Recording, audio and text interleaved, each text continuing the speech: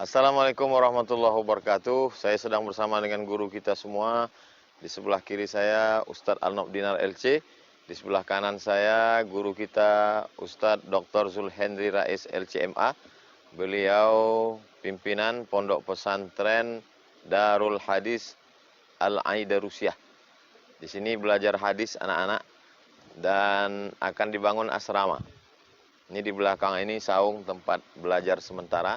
Akan dibangun asrama, dana yang dibutuhkan sebesar 2,5 miliar. Nampaknya besar, tapi kalau kita bersama-sama, walaupun kita bukan orang ahli hadis, kita tidak belajar hadis, tapi kalau kita support pembangunan asrama, anak-anak di sini pagi, petang, siang, malam akan belajar hadis, Sahih Bukhari, Sahih Muslim, Sunan Abi Dawud, Sunan Nasai, Sunan Tirmidzi, Sunan Ibnu Majah, Muwatta Malik, Mustadrak Al-Hakim, Sunan Ad-Darimi, Musnad Ahmad bin Hambal, mengalir pahalanya untuk kita. Kirimkan 1, 2, 3 sak semen, batu kerikil, batu bata. Datang kemari, lokasinya di Rimbo Panjang. Cari, maka insya Allah jamaah dimanapun berada tidak terbatas tempat dan waktu. Bisa kirim kapan saja, kirimkan donasi ke nomor rekeningnya 82011777775. Sekali lagi, 82011777775. Bank Syariah Indonesia. Ada satu lagi rekening Bank Riau Kepri Syariah. 82011777777. Sekali lagi, Bank Riau Kepri Syariah 82011777777. Konfirmasinya jangan lupa kontak nomor ini. 082169969557. Sekali lagi, 082169969557. Ingat, umur kita tak panjang, siapkan bekal menghadap Allah, amal jariah yang pasti akan mengalir. Berkah selalu. Assalamualaikum warahmatullahi wabarakatuh.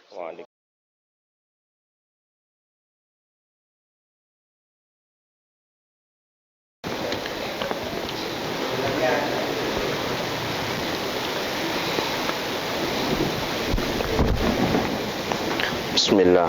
Bismillah. Assalamualaikum warahmatullahi wabarakatuh. Alhamdulillahilladzi nahmaduhu wa nasta'inuhu wa nastaghfiruh wa na'udzu billahi min syururi anfusina wa min sayyiati a'malina. May yahdihillahu fala mudilla lahu wa may yudlil fala hadiyalah.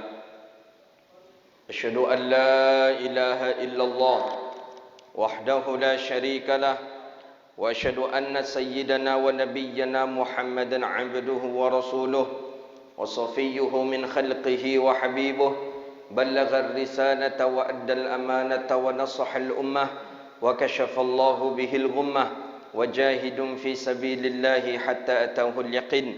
Salawatu rabbi wa salamuhu alayka ya sayyidi ya Rasulullah. Allahumma salli ala sayyidina Muhammadin al-Fatih lima ughliqa wal khatimi lima sabaqa nasiril haqqi bil haqqi wal hadi ila siratikal mustaqim. Sallallahu alaihi wa ala alihi wa sahbihi haqqa qadrihi wa miqdarihi al-azim. Allahumma bika asbahna wa bika nahya wa bika namut wa ilaikan nusyur. Asbahna ala fitratil Islam wa ala kalimatil ikhlas wa ala dinin nabiyuna Muhammadin sallallahu alaihi wasallam. Radina billahi rabba wa bil islami dina wa bi Muhammadin sallallahu alaihi wasallam nabiyyan wa rasula. Amma ba'du. Puja dan puji syukur kepada Allah.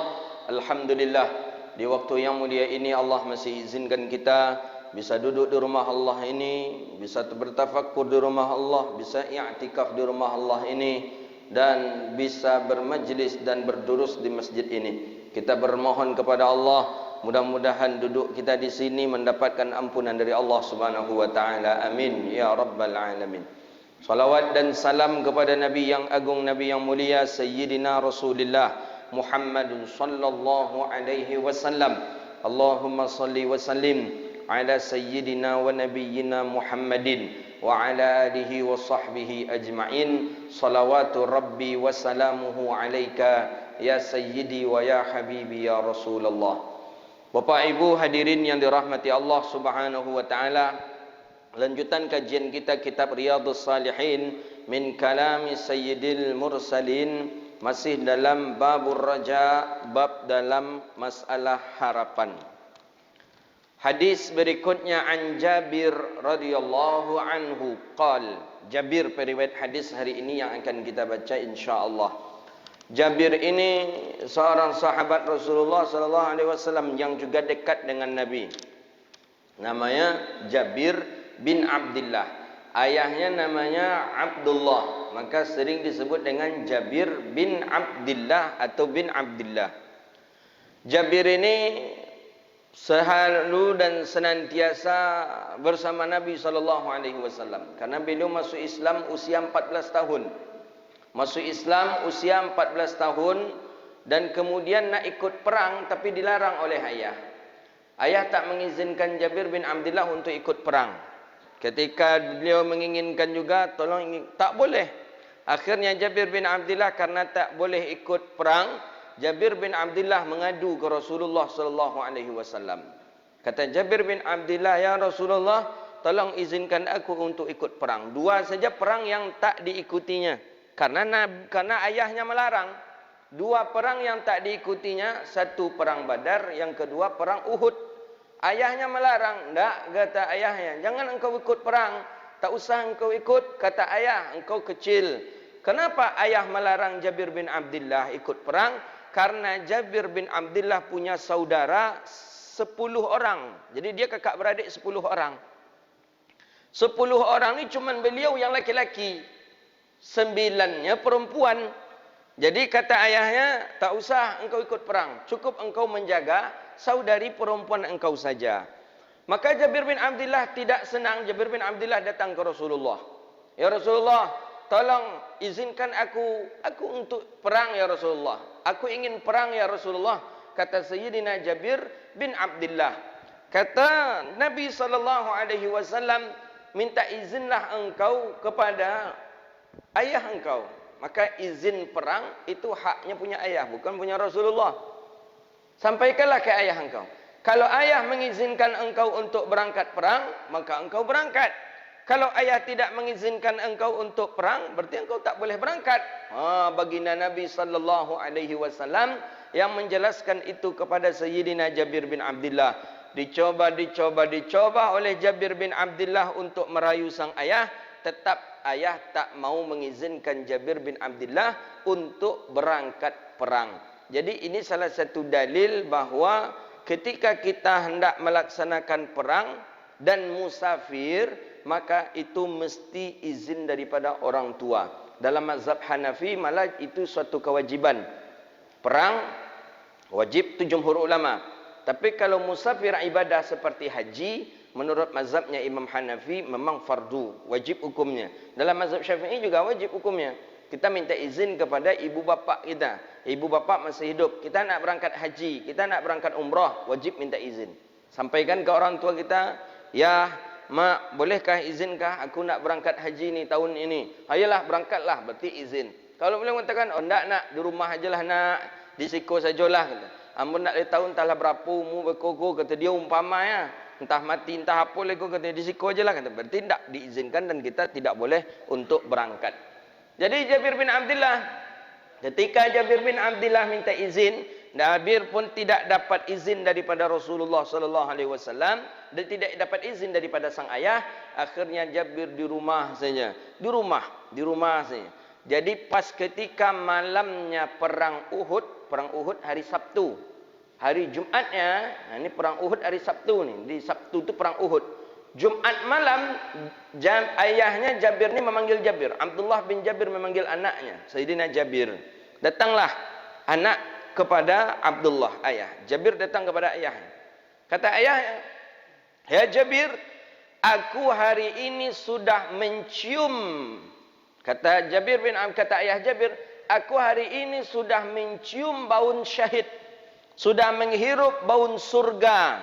Syahid, aku akan menemui ajalku nanti di Uhud." Ini termasuk orang-orang pilihan, orang-orang yang ketika ajalnya datang dia tahu. Ini bagian daripada min fadli rabbina ini. Ada. Banyak ulama-ulama, para sahabat Nabi yang mengetahui. Ikut tak lama lagi dah. Sudah beku semayang zuhur tu beku ambon ada beku itu dah. Ada yang seperti itu. Memang setelah salat zuhur meninggal dunia orang tadi. Kemudian ada lagi ulama itu yang mungkin firasatnya sudah digambarkan oleh Allah Rabbun Jalla Jalaluh. Beko setelah apa? Beko. Tapi itu memang yakin gitu. Bukan was-was. Was-was lain. Kalau was-was itu penyakit gitu. Ini memang yakin. Memang setelah itu udah hilangnya. Ada yang setelah salat subuh, beko mungkin tak bisa salat zuhur lain. Dan katanya memang sehabis salat subuh tu dah habis, tak bisa salat zuhur karena sudah meninggal dunia. Ya di antaranya banyak sahabat Nabi sallallahu alaihi wasallam ya seperti Sayyidina Abdullah daripada ayahnya Jabir bin Abdullah. Nanti saya sudah membaunkan baun syahid. Saya sudah membaunkan surga. Kata ayah satu saja pesannya. Kalau nanti ayah meninggal dunia, tolonglah engkau bayarkan hutang ayah. Ayah berhutang kepada siapa? Ayah berhutang kepada si fulan. Baik, yalah. Memang besoknya hari Sabtu, perang Uhud. Ayahnya orang yang pertama kali meninggal di perang Uhud. Ayah Jabir bin Abdullah orang yang pertama kali terbunuh di perang Uhud. Yang pertama kali meninggal dengan sahabat Nabi sallallahu alaihi wasallam yang terbunuh pertama kali di perang Uhud adalah ayahnya Jabir bin Abdullah. Alhasil bagaimana? Ketika ayah Jabir bin Abdullah radhiyallahu taala an yang terbunuh pertama kali ketika perang dan tidak dibawa pulang ke Madinah tapi dikuburkan di Uhud.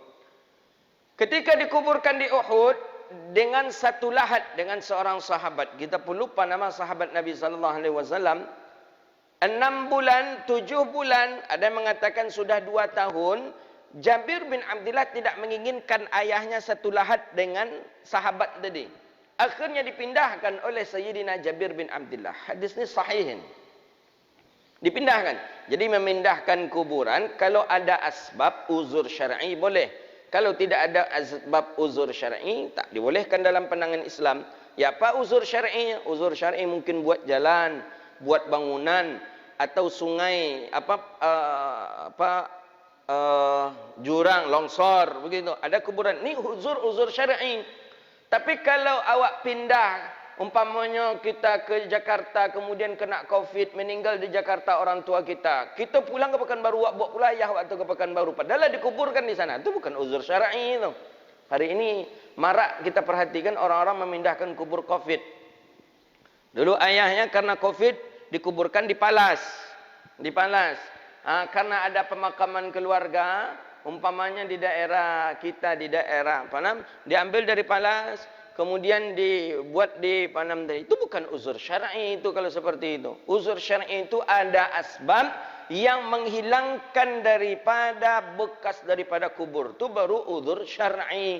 Tapi kalau itu tuh bukan uzur syar'i itu. Oh ya di sini kami punya pemakaman keluarga Ustaz. Kami ingin berkumpul di sini semuanya. Enggak, itu bukan uzur syar'i. Biarlah di Palas berarti di Palas, yang ada di keluarga pula. Kecuali ada uzur syar'i tadi, buat jalan kah atau orang nak buat bangunan ya itu ada uzur syar'i, diambil, digali kemudian baru dipindahkan. Jadi Jabir bin Abdullah satu lahat tadi, ayahnya berdua ada satu lahat. Jabir bin Abdullah melakukan menurut Jabir bin Abdullah ini tidak elok. Kenapa? Tanah luas. Dulu dilakukan oleh para sahabat ya dikarenakan karena ya namanya perang, orang-orang cepat meninggal dunia karena perang syahid. Ya udah digali lubang, digali lahat, kemudian ditimut karena ingin cepat saja. Tapi Jabir bin Abdullah ingin memindahkan sang ayah. Diambil, digali kuburan sang ayah. Ada mengatakan dalam riwayat 7 bulan, ada mengatakan 2 tahun. Tidak berubah jasad ayah sedikit pun. Dan memang sahabat Nabi sudah disebutkan dalam Al-Quran. وَلَا تَحْسَبَنَّ الَّذِينَ قُتِلُوا فِي سَبِيلِ اللَّهِ أَمْوَاتٍ بَلْ أَحْيَاءٌ عِنْدَ رَبِّهِمْ يُرْزَقُونَ. Allah, وَلَا تَحْسَبَنَّ الَّذِي, jangan kalian kira orang-orang yang dia meninggal, orang-orang saleh, para nabi, para syuhada, mereka meninggal, mereka mati, bal ahya, akan tapi mereka hidup. Hidup maksudnya di sana bagaimana? Memang bisa memberi manfaat. Begitu kata ulama tafsir. Para nabi, para syuhada, orang-orang saleh, jangan dikira mereka mati, kata Allah dalam Al-Quran. Bal ahya, akan tetapi mereka hidup. Orang hidup bisa tidak memberi manfaat? Bisa. Orang hidup bisa memberi manfaat. Seperti kita hari ini, orang yang hidup bisa memberi manfaat kepada orang lain. Orang minta bantu, bisa kita bantu. Ya, atau ada orang-orang yang sedang kesulitan, datang kita bisa kita bantu. Itu tanda orang hidup. Maka para nabi, para aulia, wali-wali Allah, orang-orang saleh dan para sahabat, orang yang meninggal dalam keadaan syahid, ahya, mereka masih hidup. Mati tu Ustaz. Al-Quran mengatakan, Allah nak boleh kita oleh Allah mengatakan mereka mati. Bal ahya, akan tetapi mereka hidup. Hidup maksudnya apa? Masih bisa mereka memberikan manfaat kepada kita. Maka itulah kita dianjurkan ziarah kepada makam-makam awliyaus salihin. Itulah kita gunanya dianjurkan ziarah ke makam para sahabat.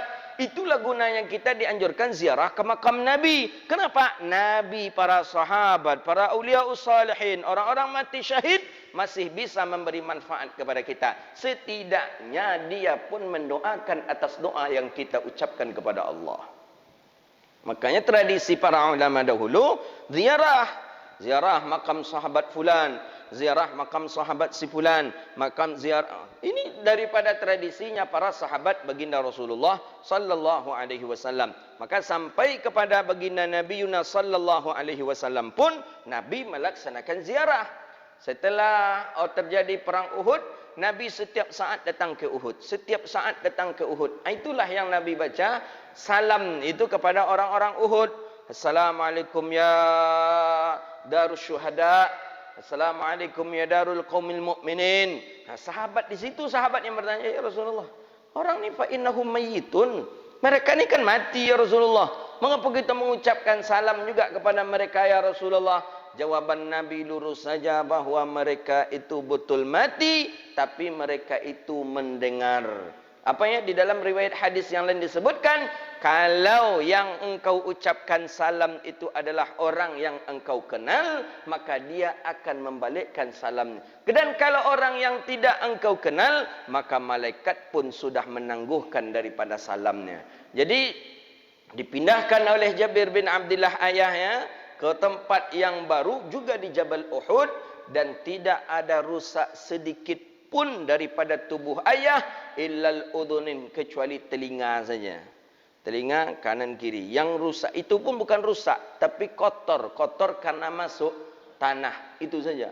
Dan dalam riwayat yang lain, darah-darah pun masih segar dan sama seperti awal mula terbunuh. Itulah orang-orang para syuhada, orang-orang yang meninggal dalam keadaan syahid. Jadi memang syahid ini sudah suatu perkara yang dicari oleh para sahabat Nabi sallallahu alaihi wasallam. Ingin ikut perang, itu begitu semangatnya sahabat Nabi sallallahu alaihi wasallam. Aku inginlah ikut ya Rasulullah, aku ingin perang ya Rasulullah, bawa aku ya Rasulullah.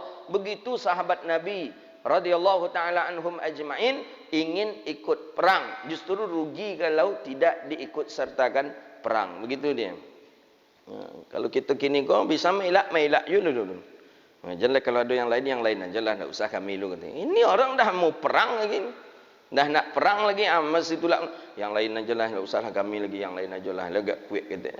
Ini dia. Jadi sahabat Nabi, jihad itulah daripada cita-citanya, tujuannya adalah daripada mendapatkan ridha dan kasih sayang dari Allah. Ini Jabir bin Abdullah akhirnya dipindahkan, dan Jabir bin Abdullah pun balik pulang ke Madinah. Dan ada satu keunikan daripada Sayyidina Jabir bin Abdullah, beliau tentu beranjak dewasa, usia beranjak dewasa, ayah pun sudah meninggal dunia. Jabir pun ketika ayahnya baru pertama kali meninggal dunia itu, Jabir langsung datang ke Rasulullah. Ya Rasulullah, min yaumina hadza, mulai daripada hari ini ya Rasulullah, izinkanlah aku untuk berangkat perang. Mulai hari itu Nabi pun mengizinkan Jabir berangkat perang. Kapan saya silahkan berangkat perang. Berangkatlah daripada usia Jabir terus meningkat. Bertambah usia Jabir, dan akhirnya Jabir bin Abdullah menikah. Jabir bin Abdullah menikah berbeda dengan para sahabat yang lain. Mungkin dengan kita pun juga agak berbeda. Jabir bin Abdullah menikah memilih dengan janda. Padahal usia ketika itu, ya, usia Jabir bin Abdullah menikah ketika itu usia 14-16 tahun. Memilih Janda. Jadi ketika dengar oleh Rasulullah, engkau sudah menikah, sudah ya Rasulullah. Dengan janda atau dengan gadis? Dengan janda ya Rasulullah. Kata Nabi, kenapa engkau dengan janda? Memang ini agak lain pilihannya ini. Apa dek jando, kata Nabi. Hadis itu, banyak hadis itu panjang itu. Hari ini orang memotong hadis itu. Karena yang tahu orang hadis itu, kata Nabi kan, kenapa tidak dengan gadis? Engkau bisa bermanja-manja dengannya, dan dirinya pun bisa bermanja-manja dengan engkau. Ini pertanyaan daripada Rasulullah. Sampai situ saja hadis dipotong orang. Padahal ada hadisnya berikutnya lagi. Cuman orang banyak memotong sampai sana saja. Kenapa engkau tidak dengan gadis? Kalau engkau dengan gadis, engkau bisa bermanja-manja dengannya, dirinya pun bisa bermanja kepada engkau. Kan begitu dia. Kalau gadis, ya gadis, awak baru laki-laki yang baru pertama kali, yang ia bisa tidur bareng dengan kita, yang bisa mandi bareng dengan kita, bisa golak-golak jawab, tentu awak pertama. Kalau lah janda, tentulah banyak pula orang. Iya kan? Seperti Rasulullah, Nabi lah isteri yang ketiga itu dinikahi oleh Sayyidatuna Khadijah. Tapi walaupun seperti itu, Khadijah sangat bergembira mendapatkan Sayyidin Mursalin, mendapatkan penghulu daripada Rasul, kekasih Allah. Siapa yang tidak bergembira? Radhiyallahu anha, Sayyidah Khadijah al-Kubra, Khadijah. Jadi, kenapa tidak dengan gadis, kata Rasulullah? Engkau dengan gadis, engkau bisa bermanja-manja.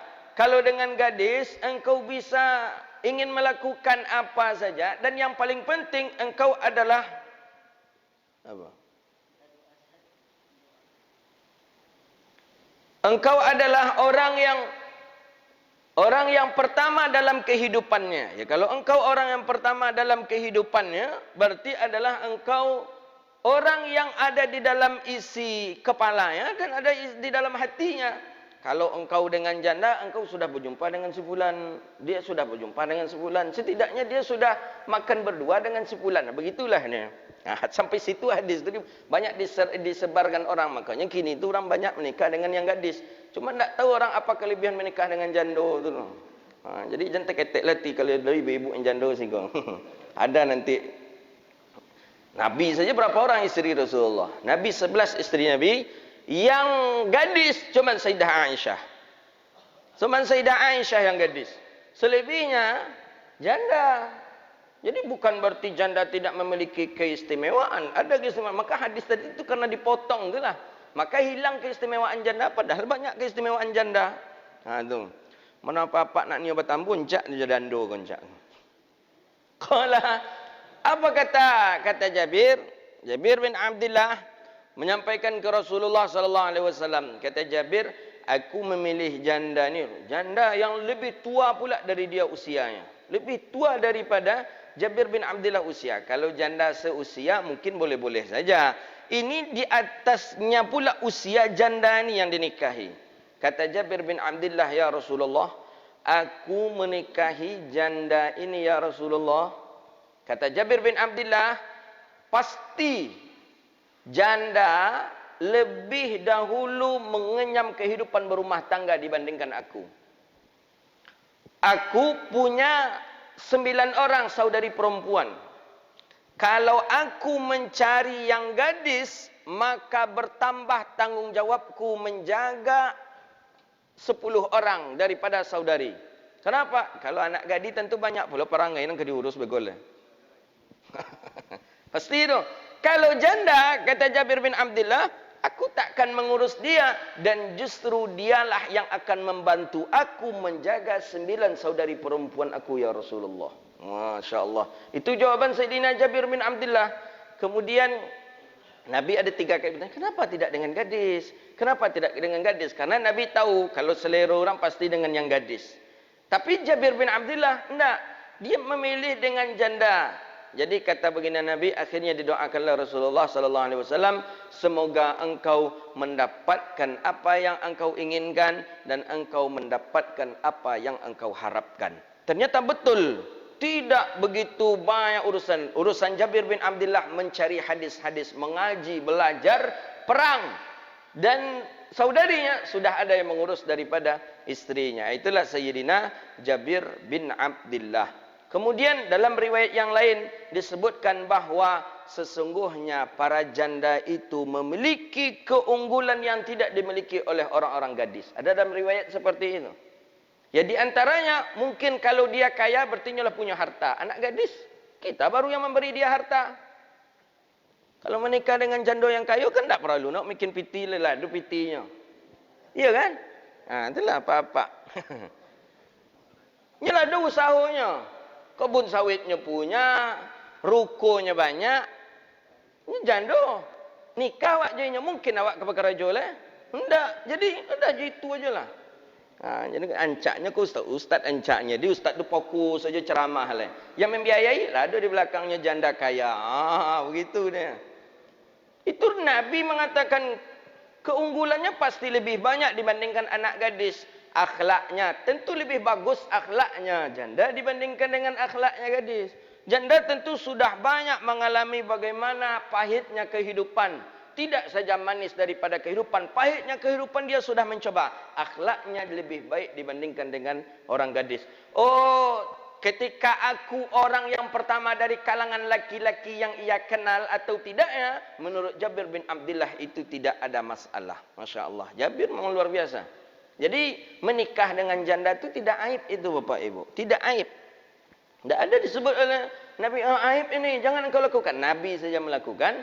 Kemudian terakhir Jabir bin Abdullah mengakukan, aku melakukannya karena aku mencontoh kepadamu ya Rasulullah. Ketika Jabir mengungkapkan itu, Nabi pun tersenyum dan kata Nabi, fa'aluh, kata Rasulullah, yalah, mudah-mudahan hajat engkau, niat engkau menikahi janda, mudah-mudahan Allah berikan kemudahan dan kelapangan. Itulah dia. Jadi bukan aib menikah dengan janda, tidak aib. Ya. Jadi mana yang nikah ingin menikah dengan janda, apa je dah, ada dalil. Jadi ketika tanya orang, apa engkau menikah dengan janda? Baca hadis. Jabir bin Abdullah nikah je janda, ya. Nabi nikah je janda. Jadi boleh tidak apa-apa. Yang tak boleh itu kalau berzina, na'udzubillah, itu yang tak dibolehkan. Ini Jabir bin Abdullah. Pada akhirnya Jabir bin Abdullah ini setelah menikah, memang beruntung Jabir bin Abdullah mendapatkan seorang janda, kita lupa namanya. Akhirnya Jabir bin Abdullah pergi jihad, sudah enak meninggalkan keluarga karena sudah ada istri yang sangat berpengalaman. Sampai Jabir bin Abdullah ni setelah Nabi meninggal dunia, Jabir bin Abdullah ni termasuk orang yang suka menuntut ilmu. Suka menuntut ilmu. Beliau pergilah mendengarkan ketika di Madinah. Ketika di Madinah, terdengar dia, ada satu orang sahabat Nabi yang meriwayatkan hadis daripada Nabi dan cuma dia saja yang meriwayatkan hadis itu. Di mana dia? Di Syam. Syam dulu Palestina, ya Jordan, Palestina. Di Palestina, di Syam, itu daerah Syam. Hari ini dia mendengar, besoknya dia beli langsung onta. Begitu semangat dia untuk menuntut ilmu. Untuk apa? Untuk mencari satu hadis saja. Satu hadis. Memakai onta pergi ke daerah Syam. Syam Madinah itu diperkirakan sekitar 1000 kilo. 1000 kilo dari sini ke mana? Ke Jakarta berapa? Jakarta 1600, ke Aceh 1000. Memakai onta, mencari hadis, jalan dengan sendiri saja, tidak membawa orang, ingin mencari satu hadis karena ada di daerah Syam itu sahabat Nabi yang cuman dia saja mendengar hadis dari Rasulullah sallallahu alaihi wasallam. Pergilah, dia langsung beli. Begitu semangatnya dalam menuntut ilmu. Sama dengan kita, ada besok kajian Syekh Fulan di mana di Pelalawan umpama. Oto nak punya, Honda nak punya. Ada piti langsung beli Honda. Kegunaan Honda aku memang untuk itu saja. Bayangkanlah tu Itu semangatnya dalam mengaji. Awak ndak kalau nak ada Honda, ndak ada numpang jurang, ndak ada kawan, ndak keni awak pai lah dah. Gojek, Gojek pun ndak keni. Jadi Rasulullah, jadi Sayyidina Jabir bin Abdullah pergi lama sendiri sampai di daerah Syam. Ditanya oleh Jabir, mana sahabat Nabi di sini orang yang meriwayatkan hadis dari Rasulullah? Kata fulan, ya ada di daerah sana. Datang jauh pula lagi, masuk ke daerah itu. Ketika di daerah itu, kemudian ditunjukkan oleh orang rumahnya, itu rumahnya. Ketika di rumah itu, Jabir mengucapkan salam. Ini di rumah sahabat Nabi yang meriwayatkan hadis dari Rasulullah. Sahabat di Madinah tak tahu hadis tu. Yang ada hadis tu cuma sahabat yang di Syam tadi. Assalamualaikum, kata Jabir bin Abdullah. Waalaikumsalam. Keluarlah pembantu daripada sahabat tadi. Apakah ada si sahibul bait yang punya rumah ini? Ada, kata pembantu ni. Beliau sedang di dalam. Kalau boleh tahu, tuan siapa? Sampean siapa? Kata pembantu ini kepada Jabir bin Abdullah. Jabir dengan suara yang memang agak tegap, orang Madinah lah. Jadi kata Jabir bin Abdullah, saya Jabir min Madinah, daripada Madinah. Terdengar oleh sahabat Nabi yang di dalam, namanya Abdullah ibni Unais kalau tak salah. Abdullah ibn Unais. Abdullah bin Unais mendengar. Jabir katanya. Sahib Rasulullah. Masya Allah. Langsung Abdullah bin Anis dari dalam. Jabir yang sahabatnya Rasulullah. Kata Jabir. Ya. Naam. Iya. Langsung dia cepat keluar untuk menyambut daripada sahabat Nabi. Tengok akhlak sahabat Nabi dengan sahabat Nabi. Tak ada dia ego-ego tu. Langsung dia sambut. Ini sahabat Nabi datang dari kota Nabi, orang yang juga terdekat dengan Nabi SAW.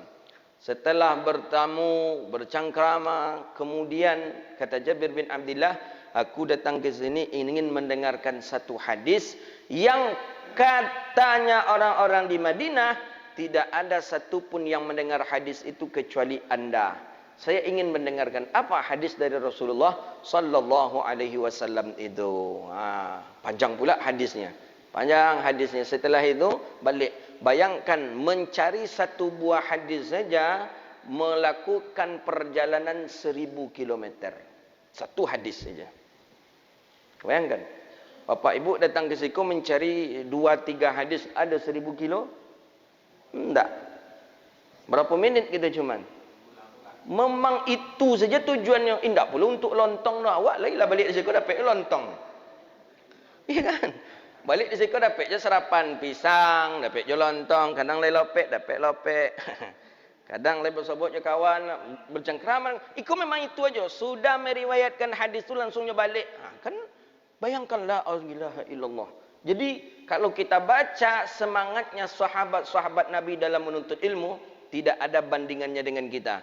Ada kitab, kalau tak salah kitab ni karangan Imam Al-Khatib Baghdadi, namanya Rihlah Talabul Ilmil Hadis.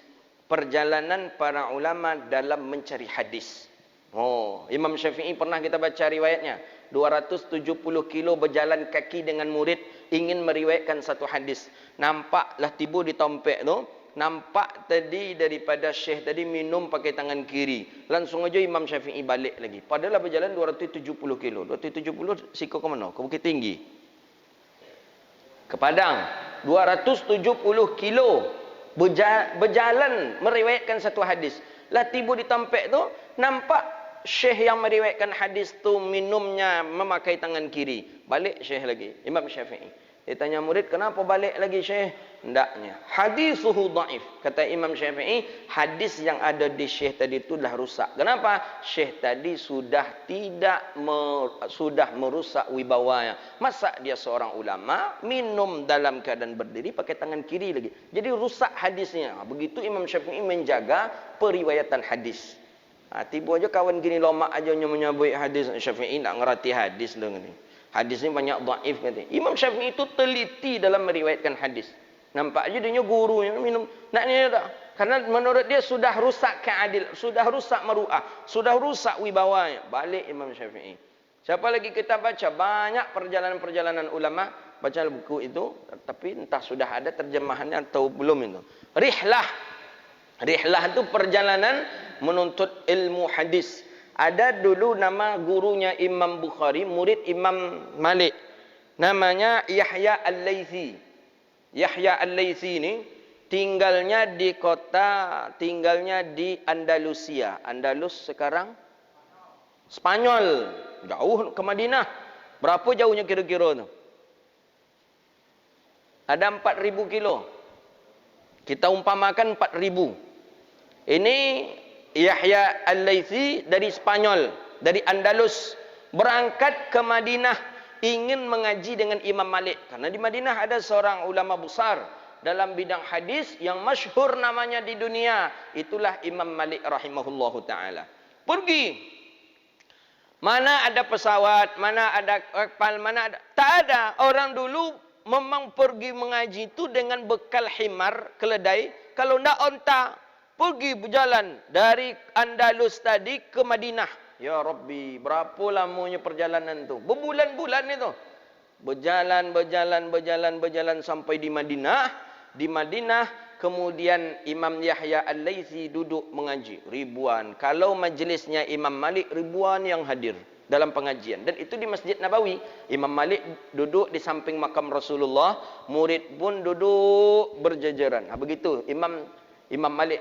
Imam Malik lah salah satunya ulama, termasuk Imam Bukhari, termasuk terakhir-terakhir ini yang mengajar di Masjid Nabawi yang diizinkan di samping makam Nabi.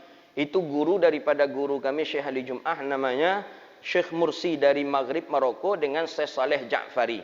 Itu diizinkan, ya, Wahabi belum ada. Wahabi kan baru-baru ini saja nih. Kalau Wahabi gini kok tak boleh dia tu dah. Memegang kuburan Nabi aja tak boleh dia. Haramnya lah. Dulu tak ada Wahabi itu dah. Jadi enak duduk di samping kubur Nabi mengajarkan membaca hadis. Langsung Nabi yang mendengar, betul itu ucapan aku atau tidak? Masya Allah. Pernah Syekh Mursi dengan Syekh Ja'fari, Syekh Saleh Ja'fari. Ini guru daripada gurunya Syekh Ali Jum'ah. Syekh Ali Jum'ah pernah bercerita ini. Syekh Mursi dengan Syekh Saleh Ja'fari. Syekh Mursi ini dari Maghrib, dari Maroko. Syekh Saleh Ja'fari mengajar di Masjid Nabi. Di dekat apa? Di dekat. Orang dulu enak ngajar hadis di samping makamnya Rasulullah sallallahu alaihi wasallam. Baca hadis. Wa bihi ilaihi qala haddatsana fulan ibnul fulan fulan ibnul fulan. Terdengar oleh Syekh Mursi. Kata Syekh Mursi, ini yang dibaca Syekh Saleh Ja'fari ini bukan hadis ini. Langsung setelah majlis orang azan berhenti majlis salat. Kata Syekh Mursi ke Syekh Saleh Ja'fari, ya Maulana Syekh, Maulana Imam, saya rasa yang hadis yang tuan baca tadi itu bukan hadis itu. Itu perkataan sahabat, bukan perkataannya Rasulullah sallallahu alaihi wasallam. Kata Syekh Saleh Ja'fari, ini hadis. Aku menjumpai hadis ni di dalam kitab ini. Oh begitu. Yalah. Dah selesai salat, qamat salat. Setelah selesai salat, Syekh Saleh Ja'fari masuk lagi, duduk lagi. Sebelum duduk, beliau menghadap ziarah ke makam Rasulullah sallallahu alaihi wasallam. Ketika beliau ziarah ke makam Nabi dalam keadaan sekejap saja, beliau cari Syekh Mursi tadi balik. When Syekh Mursi? Mana Syekh Mursi mana? Syekh Mursi mana? Syekh Mursi mana? Aywa anahu. Gitu kayak orang Arab. Ya, ini saya. Ada apa? Betul kata engkau bahwa itu bukan ucapan Rasulullah sallallahu alaihi wasallam, tapi itu adalah ucapan si fulan. Si fulan maksudnya sahabat Nabi sallallahu alaihi wasallam. Jadi kata Syekh Mursi, kenapa ini? Ada apa? Ternyata beliau ketika berziarah dengan Nabi, Nabi pun langsung menjawab hasil daripada diskusi daripada Syekh Mursi dengan Syekh Saleh Ja'fari. Itu dengan Rasulullah. Tak makan dia akal tu nama kau Wahabi tadi singkir akalnya itu tak makan dia tu. Mana ada itu katanya. Ni orang dengan zuk, dengan rasa bisa berbicara kembali, bisa. Lah kenapa tidak? Para sahabat baginda Rasulullah SAW didatangkan lewat mimpi, Nabi sendiri mengatakan man ra'ani fil manam fasayarani fil yaqazah. Betul sahabat Nabi.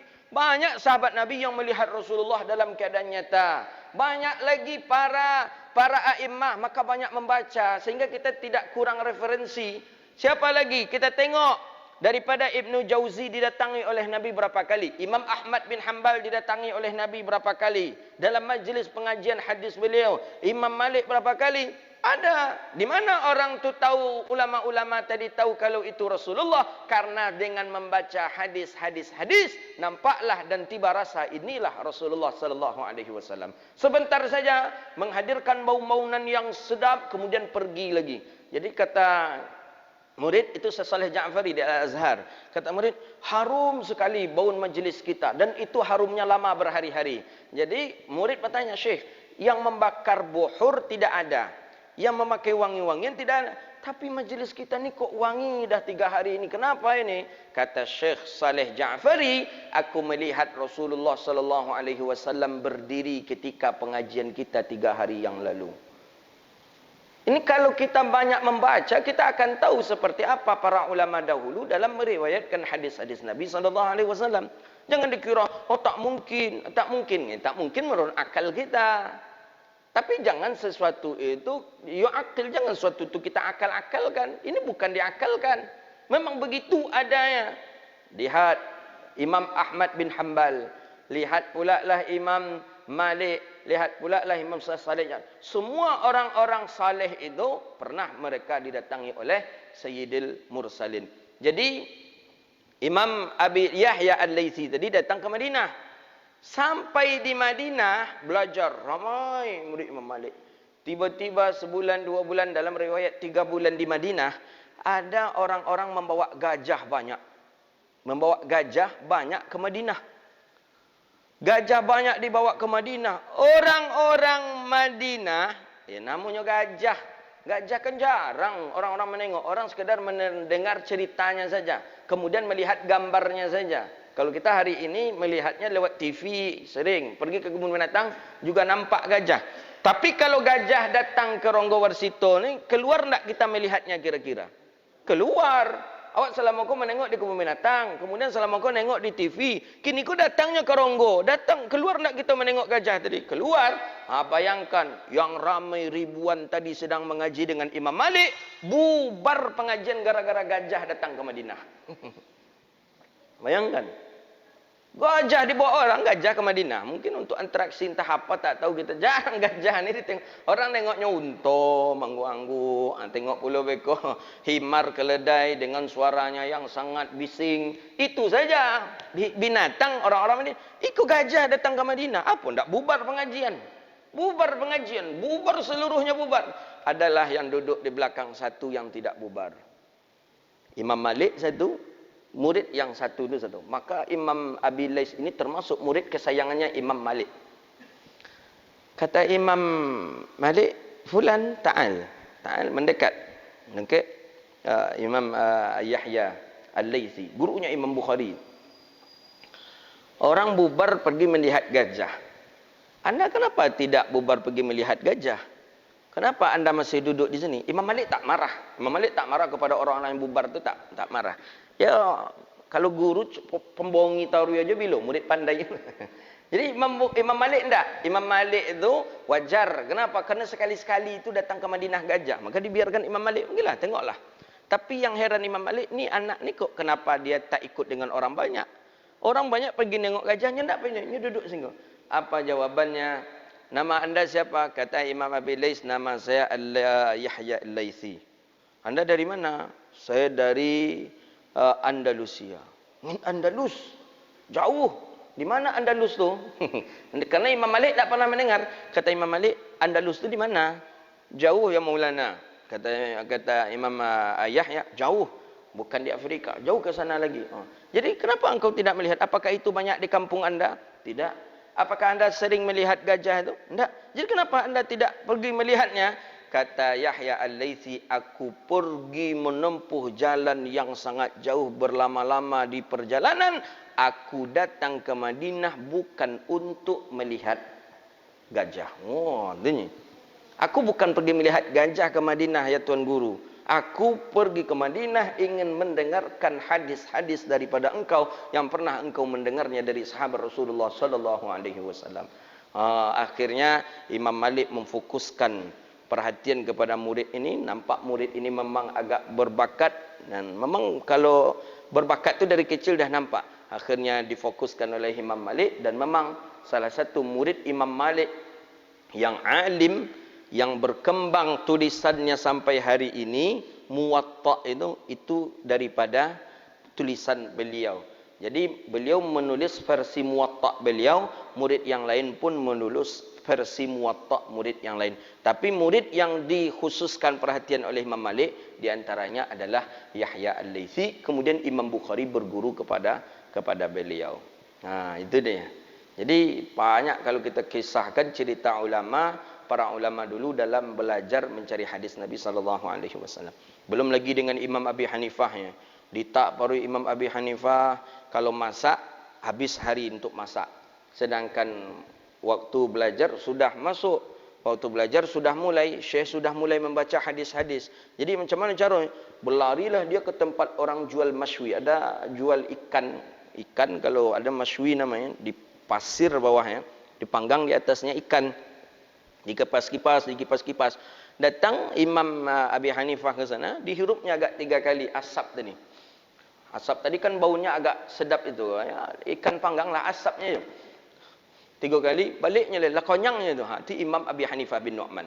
Tapi jadi ulama besar beliau. Imamul A'zam di zamannya. Imam besar di zamannya itu Imam Abi Hanifah bin Nu'man. Tidak jumpa dengan Imam Syafi'i. Imam mazhab pertama kali. Itulah Imam Abi Hanifah bin Nu'man. Baru Imam Malik, Imam Syafi'i dan Imam Ahmad bin Hanbal. Nah gitu. Awak sekolah tidak asok. Lontong mana awak makan. Tak, jangan lima-lima baru kan. Qala, banyak kalau cerita Jabir bin Abdullah ni tak habis-habis cerita kita.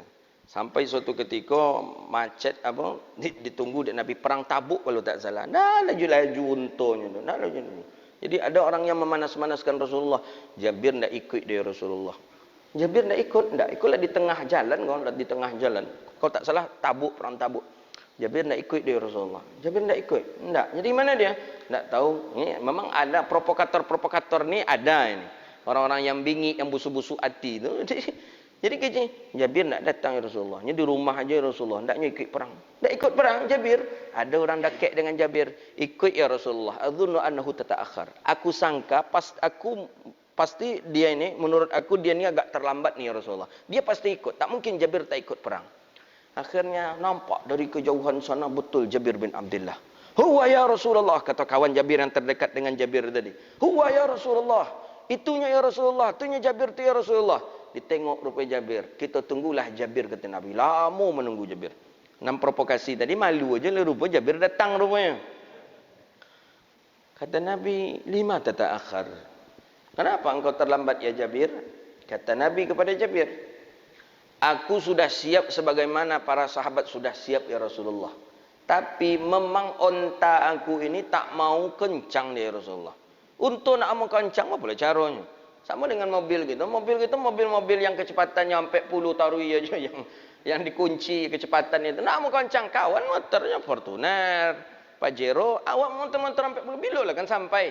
Jadi kata Rasulullah, yalah kata Nabi. Nabi pukullah kaki daripada unta Jabir bin Abdullah. Ada mengatakan pahanya, ada mengatakan kakinya dipukul oleh Nabi dengan tongkat. Nabi sambil berbicara, cuma pembicaraan Nabi itulah yang tidak didengar oleh sahabat. Ya, ada yang Isra, cepat, kencang, Isra. Begitu, kencang. Jabir masih di atas. Alun mengapa-ngapa baru dipukul oleh Nabi. Memang loju untunya itu. Sehingga payah pula Jabir nak meremnya, tak bisa. Jadi kecek Nabi taruh aja langkulu kecek Rasulullah sallallahu alaihi wasallam.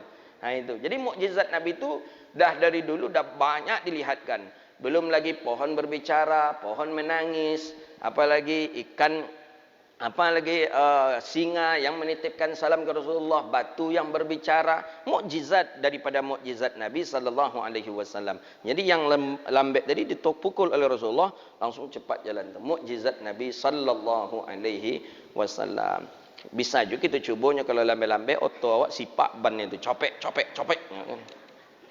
Akhirnya amu hidup lah mengambuknya.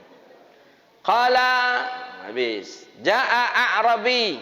Kata Jabir bin Abdullah, datang orang Arab, A'rabi. Kalau disebut A'rabi ada dua. Ada A'rabi Badawi, ada A'rabi Madani.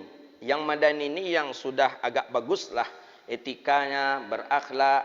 Nah, ini orang-orang Badawi, ini orang-orang Madani. Yang berakhlak, yang punya tata krama. Kalau Arab Badawi, kalau A'rabi katanya dalam hadis tu biasanya Badawi. Orang-orang Badawi ini, orang-orang Badui ini kurang akhlak, kurang tata krama, kurang agak kasar. Karena mereka sering pindah-pindah. Tinggal di situ 2 tahun, pindah pula ke situ 2 tahun, pindah pula ke sana 2 tahun. Itu orang-orang Arab Badui. Jadi kalau Bapak Ibu menengok orang Arab agak kasar, kurang akhlak, kurang adab di Makkah, Madinah, itu biasanya itu orang-orang dari Badui. Orang-orang yang tinggal pindah-pindah, itu dia ini. Saking kurang adabnya, pernahnya nak pipis di masjid Nabi. Orang Arab Badui, turun orang Arab Badui, nak pipisnya di masjid Nabi SAW. Nampak oleh Sayyidina Umar, langsung dikejar Umar. Tapi Nabi pun tetap membela, biarlah. Mereka tidak mengetahui, kata Nabi kepada para sahabat. Jadi, orang-orang pedalaman lah yang tidak banyak mengejam daripada ilmu. Ja'a A'rabi, kata Jabir bin Abdullah, datang orang Arab kepada Nabi SAW. Orang Arab maksudnya Al-Badiyah, orang Arab Badui ini. Ya, bukan berarti Nabi orang Arab, bukan berarti Nabi tidak orang Arab disebut dengan datang orang Arab. Tidak, datang A'rabi. A'rabi maksudnya orang-orang pedalaman. Kepada Nabi SAW, faqala, mereka berkata, berkatalah orang Arab Badui, ya Rasulullah, mal mujibatan, ya Rasulullah, apa itu yang mewajibkan?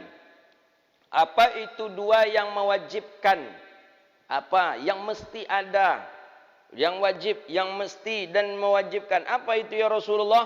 Qala, kata Nabi, pertama, man mata la yushriku billahi syai'an dakhalal jannah.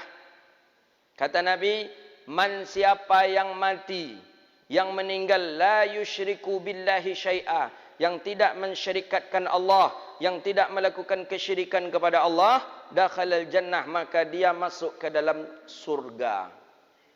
Siapa saja yang tidak melakukan kesyirikan, tidak melakukan kesyirikan kepada Allah, betul yang dia sembah cuman Allah, tidak ada yang lain daripada Allah yang ia sembah, dakhalal jannah, wajib masuk surga. Ingat itu. Maka di sini disebutkan wa ajma' alaihil muslimun ibtala' ma'al faidina illam yamut. Jadi bahawa sesungguhnya orang-orang muslim apabila dia meninggal dunia, selagi dia tidak melakukan syirik, maka dia akan berpeluang untuk masuk surga. Tapi kalau dia melakukan suatu kesyirikan, maka dia berpeluang untuk masuk neraka. Kemudian yang kedua, kata baginda Nabi, wa man mata yusyriku bihi syai'an dakhalan nar, dan siapa yang meninggal dunia yang melakukan kesyirikan dengan Allah, bersyirikat dia dengan Allah, melakukan kesyirikan dia, dakhalan nar, maka Allah masukkan dia ke dalam api neraka. Maka hati-hati kita melakukan ketaatan, taat, ternyata pernah melakukan suatu kesyirikan. Kesyirikan tak ada obatnya. Seluruhnya dosa seorang hamba akan diampuni oleh Allah, kecuali orang-orang yang melakukan kesyirikan. Orang-orang yang melakukan syirik tidak diampuni dosanya oleh Allah Subhanahu wa taala. Kita baca satu hadis lagi dari Sayyidina Anas bin Malik radhiyallahu taala an. Anna Nabi sallallahu alaihi wasallam, bahwa Nabi sallallahu alaihi wasallam wa Mu'adzun radifuhu ala rahli, dan dengan Mu'az bin Jabal sedang melakukan perjalanan dengan Rasulullah sallallahu alaihi wasallam. Ada yang mengatakan Mu'az sedang satu tunggangan dengan Nabi. Satu tunggang dengan Nabi. Nabi sopir, Mu'az di belakang. Ada yang mengatakan Nabi sopir, Mu'az berbeda kendaraan dengan Nabi. Cuman yang ada hadis itu Nabi berkendaraan itu dengan Sayyidina Abu Bakar As-Siddiq, itu banyak sahabat yang melihat. Nabi depan, Abu Bakar di belakang, sahabat. Mu'az radhiyallahu anhu, faqala, kata Nabi SAW, ya Mu'az, Mu'az, kata Rasulullah, qala, Mu'az jawab, labbaika ya Rasulullah. Ini cara adab-adab untuk menjawab daripada ungkapan panggilan daripada orang yang lebih besar daripada kita. Labbaika, labbaika, aku penuhi. Aku penuhi hai ibuku, aku penuhi panggilanmu hai ayahku. Boleh. Ya Mu'az, diulang Nabi. Kata Mu'az, labbaika ya Rasulullah. Aku penuhi. Ada apa ya Rasulullah? Ya Mu'az, diulang Nabi. Ya Mu'az, labbaika ya Rasulullah. Padahal dari dekat Nabi ulang 3 kali. Ya Mu'az, labbaika ya Rasulullah. Ya Mu'az, labbaika ya Rasulullah. Ya Mu'az, labbaika ya Rasulullah. Labbaika ya Rasulullah wasa'daika. Siap ya Rasulullah. Kalau bahasa gini, Mu'az siap. Kan gitu. Siap ya Rasulullah, siap. Qala, ada apa ya Rasulullah? Qala, ma, kata Nabi sallallahu alaihi wasallam, ma min abdin yashhadu an la ilaha illallah wa anna Muhammadan abduhu wa rasuluhu sidqan min qalbihi illa harramahu Allahun 'alan nar. Ya Muaz, tidak ada daripada seorang hamba yang bersaksi ia bahawa tidak ada Tuhan kecuali Allah dan bahawa Nabi Muhammad itu hamba Allah dan Rasul Allah. Dia yakini di dalam hatinya, maka Allah dia yakini di dalam hatinya illa kecuali Allah haramkan ia di atas api neraka.